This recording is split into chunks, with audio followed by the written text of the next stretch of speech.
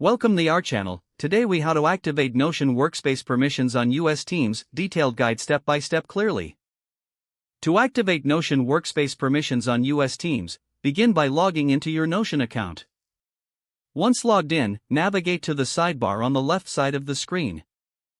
Locate the workspace you wish to configure and click on its name. In the top right corner, find and click on the Settings and Members option. In the Settings menu, select the Members tab to view all current members of your workspace.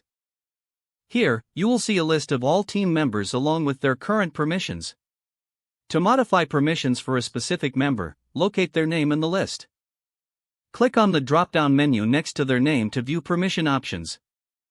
You can assign one of several roles: admin, member, or guest. For teams, typically admin gives full access, while member offers standard access and guest allows limited. Select the desired permission role for each team member as needed. You can also add new members by clicking the Invite Members button at the top of the page. Enter the email address of the new member and select their role from the drop-down menu. Once you have configured all permissions, review the settings to ensure accuracy. After confirming, click the Invite button to send an invitation to the new member. To manage permissions on a specific page or database, navigate to that page. Click on the Share button located at the top right of the page. In the sharing options, you can adjust settings for who can access that page. Choose whether to share the page with specific members or make it accessible to the entire workspace. After making your selections, click Save to apply the changes. Periodic reviews of workspace permissions are recommended to maintain security and transparency. Regularly check that only relevant team members have access to sensitive information. Now your Notion Workspace permissions are successfully activated and configured for your US team.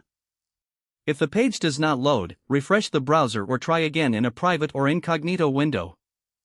Make sure you are using the correct email address, then retype it carefully to avoid small typos. If your password is not accepted, use the Reset option and create a new strong password you can remember. Check your spam folder for verification or security emails, then complete any requested confirmation steps.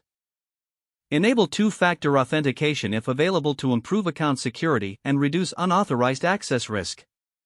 After signing in, review your profile details so your contact information and settings are accurate and current. Don't forget to like this video and subscribe to our channel for more step-by-step tech guides.